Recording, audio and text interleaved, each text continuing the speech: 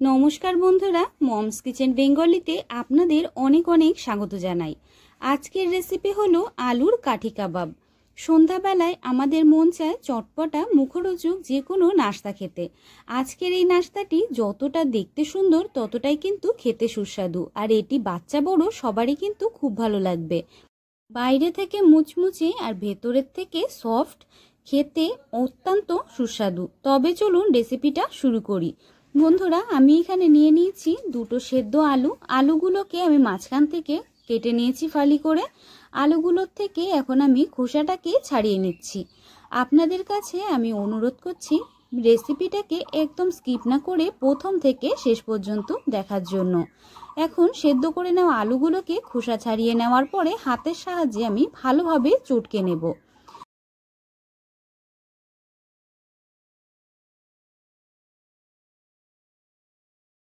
সেদ্ধ আলুগুলোকে আমি ভালোভাবে চটকে নিয়েছি। এখন গ্যাসের ওপরে একটা ফ্রাইং প্যান চাপিয়ে প্যানের মধ্যে আমি দিয়ে দিচ্ছি 1 চামচ পরিমাণে সর্ষের তেল। তেলটা ভালোভাবে গরম হয়ে গেলে তেলের মধ্যে আমি দিয়ে দিচ্ছি 5 ফোড়ন। 5 ফোড়নটা তেলের মধ্যে ভালোভাবে চটপটিয়ে যখন ফুটে উঠবে তখন আমি দিয়ে দিচ্ছি পেঁয়াজ আর রসুন কুচি। পেঁয়াজ আর রসুন কুচি দেওয়ার পরে বেশ কিছুক্ষণ নেড়ে চেড়ে আমাদের পেঁয়াজ রসুনটাকে ভেজে নিতে হবে। পেঁয়াজ আর রসুনটাকে আমি বেশ কিছুক্ষণ নেড়েচেড়ে ভেজে নিয়েছি। আমি তার মধ্যে সামান্য পরিমাণে লঙ্কা কুচি দিয়ে দিয়েছি, আর দিয়ে দিয়েছি 1 চামচ পরিমাণে লঙ্কার গুঁড়ো, দিয়ে দিচ্ছি 1 চামচ পরিমাণে মিট মশলা, আর দিয়ে দিয়েছি 1 প্যাকেট পরিমাণে ম্যাগির ম্যাজিক মশলা। এখন সমস্ত মশলাগুলো দেওয়ার পরে ভালোভাবে আরেকবার নেড়েচেড়ে ভালোভাবে ভেজে নেব। আমি ভালোভাবে নেড়েচেড়ে বেশ কিছুক্ষণ ভেজে নেওয়ার পরে এখন দিয়ে দিচ্ছি সেদ্ধ করে রাখা আলুগুলোকে। সেদ্ধ করে রাখা আলুগুলোকে দিয়ে ভালোভাবে সুন্দর করে আপনাদের নাড়িয়ে চাড়িয়ে বেশ কিছুক্ষণ কষিয়ে নিতে হবে। ভালোভাবে কিছুক্ষণ নাড়িয়ে চাড়িয়ে কষিয়ে নেওয়ার পরে এখন আমি দিয়ে দিচ্ছি পরিমাণ মতন হলুদ, দিয়ে দেব স্বাদ অনুযায়ী লবণ, আর দিয়ে দিচ্ছি অল্প সামান্য পরিমাণে একটুখানি চিনি। আপনারা যদি চিনিটা না খেতে চান আপনারা চিনিটা স্কিপ করতে পারেন, তবে চিনিটা দিলে একটু স্বাদটা ব্যালেন্স হয়ে যাবে, তার জন্য আমি এখানে সামান্য পরিমাণে চিনি দিয়ে দিয়েছি। এখন একটা ম্যাশার দিয়ে আমি ভালোভাবে আলুগুলোকে ম্যাশ করে নেব। দেখুন বন্ধুরা, আলুগুলো সুন্দরভাবে ম্যাশ করে নিয়েছি। আলুর মধ্যে কিন্তু কোনো রকম দানা ভাব নেই, একদম দলা পেকে নেই। এখন এই আলুর যে মিশ্রণটা আমরা তৈরি করলাম এটাকে আমি নামিয়ে নেব একটা প্লেটের উপরে নামিয়ে নেওয়ার পরে কিছুক্ষণ আলুর মিশ্রণটাকে ছড়িয়ে ঠান্ডা করে নেব। আলুর মিশ্রণটা ঠান্ডা হয়ে গেলে হাতে সামান্য পরিমাণে তেল মেখে নিয়ে আলুটাকে অল্প অল্প করে নিয়ে এইরকমভাবে আপনাদের প্রথমে গোল পাকিয়ে নিতে হবে, তারপরে লম্বা লম্বা করে শেপ দিয়ে নিতে হবে। আমি কেমনভাবে তৈরি করছি আপনারা ভালোভাবে দেখুন, আপনারা একবার দেখলে খুব সহজেই বুঝে যাবেন। দেখুন বন্ধুরা, প্রথমে আলুটাকে নিয়ে কিছুটা হাতের তালুতে গোল করে নেওয়ার পরে ঠিক এইরকমভাবেই লম্বা লম্বি শেপ দিয়ে নিতে হবে। এইরকমভাবেই কিন্তু আমি সমস্ত নাস্তাগুলোকে তৈরি করে নেব। সমস্ত নাস্তাগুলোকে দেখুন আমি একই রকমভাবে তৈরি করে নিয়েছি আর একটা প্লেটের উপরে সাজিয়ে নিয়েছি। আমি একটা কাচের মিক্সিং বোল নিয়ে নিয়েছি, তার মধ্যে আমি দিয়ে দিচ্ছি 2 থেকে 3 চামচ পরিমাণে ময়দা। 2 থেকে 3 চামচ পরিমাণে ময়দা দেওয়ার পরে আমি এখানে দিয়ে দেব জল। অল্প অল্প করে আপনারা জল দেবেন আর মিশিয়ে নেবেন, একবারে বেশি জল দিতে যাবেন না।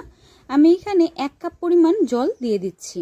ভালোভাবে জলের সাথে ময়দাটাকে আমি মিশিয়ে নেব আর একটা ব্যাটার আমি তৈরি করে নেব।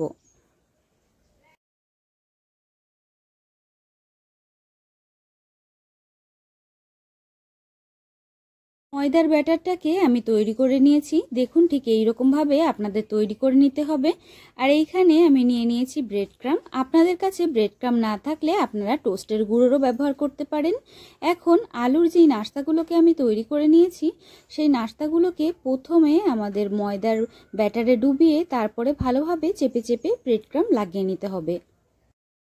একবার ব্রেড ক্রাম্ব লাগিয়ে নেওয়ার পরে তারপরে আবার আপনাদের ময়দার ব্যাটারে ডুবিয়ে দিতে হবে। ময়দার ব্যাটারে ডুবিয়ে দেওয়ার পরে তারপরে আবার চেপে চেপে ব্রেড ক্রাম্ব লাগিয়ে নিতে হবে। একই রকমভাবে আপনাদের ডবল কোট করে নিতে হবে।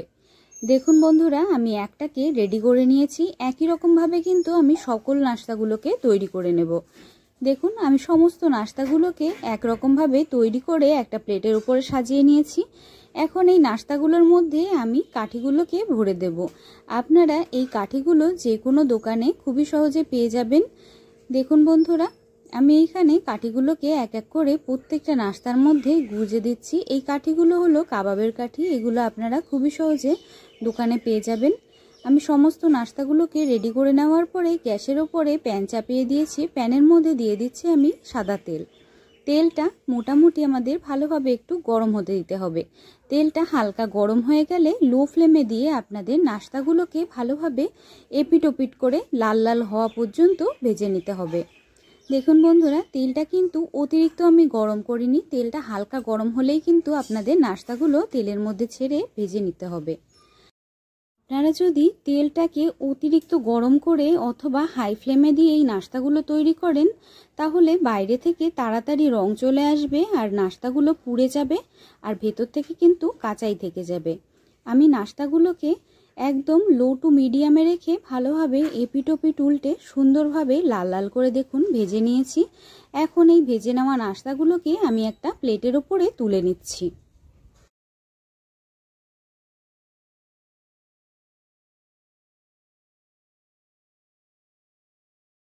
বন্ধুরা, তৈরি হয়ে গেছে আলুর মজাদার কাঠি কাবাব। আমার আজকের এই রেসিপিটা আপনাদের কেমন লাগলো অবশ্যই কিন্তু আমাকে কমেন্টের মাধ্যমে জানাবেন। রেসিপিটা যদি আপনাদের কোথাও বুঝতে অসুবিধা হয় অথবা রেসিপি নিয়ে কোনো রকম প্রশ্ন থাকে, তাহলে সেগুলো আপনারা কমেন্টের মাধ্যমে আমাকে জানাতে পারেন। ভিডিওটাকে স্কিপ না করে প্রথম থেকে শেষ পর্যন্ত দেখার জন্য আপনাদের অনেক অনেক ধন্যবাদ। ভালো থাকবেন, সুস্থ থাকবেন।